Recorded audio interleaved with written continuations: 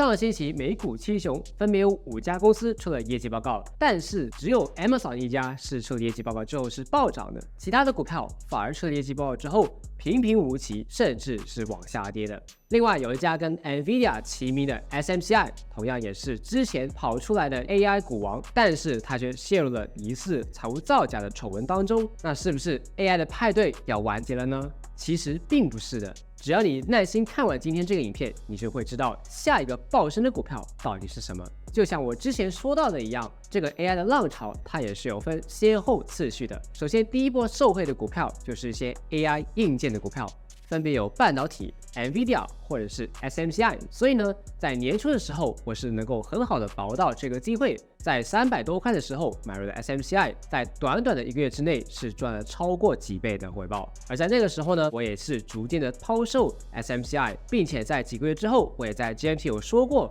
SMCI 呢已经是出现了很多突兀的走势，现在也并不是一个很好的机会去捞底。那不如我们来看一下当时候我是怎么说的。是今年年初开始就看好 AI 这个行业，焦点是放在比如说 Nvidia。 那开始之前呢，先介绍一下 SMCI 它是一个什么样的公司。那我们来看一下，这次我们用的是一个大额张口法的一个信号。我们可以发现最近呢，它是有一个不同的线开始有闭合，那我们可以留意在未来它会不会突然间爆上去。第二个呢是 MACD， 我们要留意的是最近可能它会有一个调整的信号出现。我先讲一下啊，在今年呢，我会专注在以下的一些板块去寻找一些可能是倍升股或者是强势股。那这里呢，主要是以美股为一个主要的板块。第二个板块呢，就是科技行业或者是一些软件的行业。我们之前也是有做过很多不同的公司的分析，比如说 SMCI 或者是 Microsoft 等等等等，或者是软件类的，比如说一些 SaaS 公司 Monday.com。 那如果这些板块里面它本身是有在 AI 的业务当中有发展的话呢，我觉得会是优先去选择的。下一个呢，可能是大家非常期待的，就是 SMCI。 在我们12月底说了之后，不到1个月，从200多300多块涨了400多块，非常可观的一个涨幅。第一呢，就是它升破了所有的阻力位，它现在是一个创新高的阶段，也就是说上面已经没有任何的阻力了。第二点呢，就是我们再来看一下它的成交量呢，也是非常的庞大的。那如果你把这张图切换到周线图的话呢，你可以看到它是从它上市以来最强的一个星期的成交量，非常强劲的。这里呢，我要说一下啊，当然每个人都关注这个股票的时候呢，那其实它已经是被这个市场判断为非常好非常好的阶段。那这个时候呢，我们到底要不要高追呢？肯定是不行的。我们高追的话，其实很容易它有一个回调的时候，我们就会有一个亏损，或者是在那个时候已经是风险高了。那这个好的地方其实跟上一次我们讲到 SMCI 时候一样的，它的增长包括它能够吃到 AI 的风口，这2个也是目前它的优点。现在我们要注意的几个东西，第一个，它虽然能吃到这一波福利，但是因为它是一个景气循环股，我们也是要去留意这个行业的周期。万一这个行业整体的板块那个热度或者是那个资金流走了，那其实 SMCI 它也是会受到影响的。那第二个我们要注意的风险就是现在已经是被这个市场呢过度的追捧了。第三呢，就是它现在的贝塔呢是相对来说比较高的，接近3.5左右，所以如果我们投资 SMCI 的话呢，这一点是要值得留意的。而在3月份之后 SMCI 的股价回调了不少，而这个时候其实很多人都会犯的一个错误，就是看到这只股票之前涨了这么多，好贵哦，不敢买，结果它调整的时候就觉得哇好便宜，现在快点来捞底吧。而我在那个时候看到的一些信号，导致我没有去捞底。不如我们现在来看一下当时候我跟 GMT 的学生们分享的这一段。现在呢，我们跳到一个技术的层面去对比。我拿了4个 chart， 左上角是标普500，右上角呢是 BRT， 下面是 SMCI 和 Nvidia。那关于 SMCI 和 Nvidia 呢，我在星期3也有出了一个 post 讲了一下。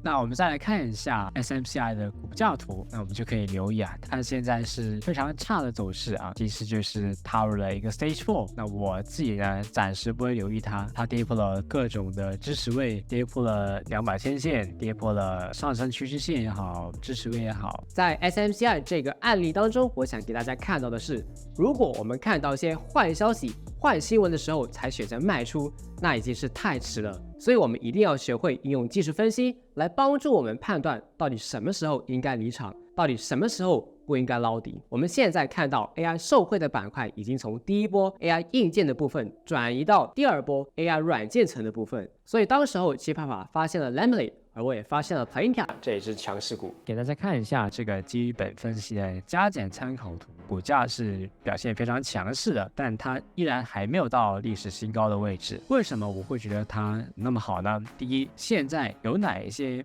AI 的应用层可以做到快速的成长？第二，它是有一个稳定的盈利。第三，它是能够做到第一甚至是唯一呢？那可以想一想，可能除了个别的一些 Magnificent Seven 或者是以前的一些老大哥，比如说 Adobe 啊，当然 Adobe 它有没有这么快速的增长，我也回答不了。或者是其他的一些大公司，就除了那些之外，就真的好像没有一家公司它能够做到以上的这3点。所以 Palantir 觉得它是一个非常有潜力的公司，在基本面方面来看。其实很多人他们可能都有把握过这些强势股，但是他们往往太早卖出，而错失了后面的涨幅。那到底有没有一个方法可以捕捉到倍升股的整个声浪呢？那今天我就来教大家这个方法。我们再来看一下它的技术分析，它的股价是非常的波动，在过去这么多次的业绩发布之前，它的走势呢都是下跌，但是业绩公布之后就裂口向上 gap up， 一路往上涨。那如果在业绩之前你买了Palantir的话，就很难有一个利润的软垫去持货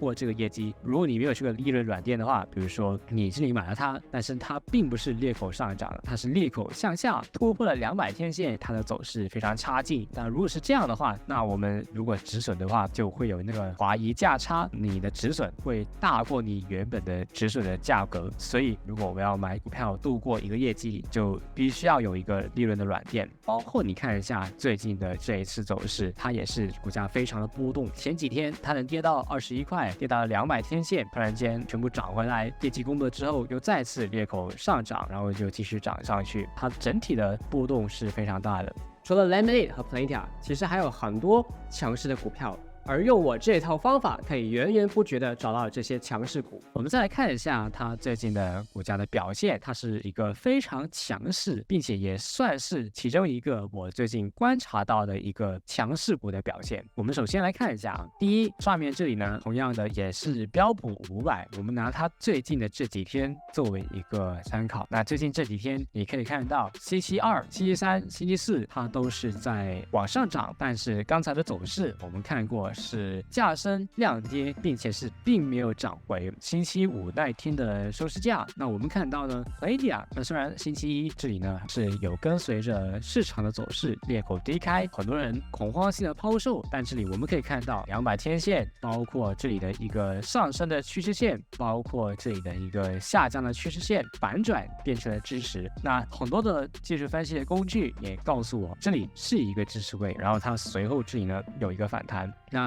但是星期2你再看到它裂口高开的时候曾经有一个回调，但是回调到了50天线之后，它又再一次碰到了这个支持的区间，这里2个支持位之后马上反弹，并且最近的走势也是非常强势，升破了各种的移动平均线，并且是非常接近前面的一个周线图的阻力。那由此可见啊，它的技术分析的走势是非常强势的。你看一下标普500现在还在50天线以下、10天线以下、20天线以下，但是Palantir它是能够在各种的移动平均线之上。第三，我们再来看一下这个是 RS Line， 大盘在往下跌，但是 RS Line 是不断的往上涨，说明它的表现也是要远超于市场上面其他的那些股票的表现，并且你看一下它的 RS Rating 95也是一个非常强势的表现。你觉得这几招有没有用呢？如果你想学习更多的话，可以在下面的资讯栏点击链接了解更多。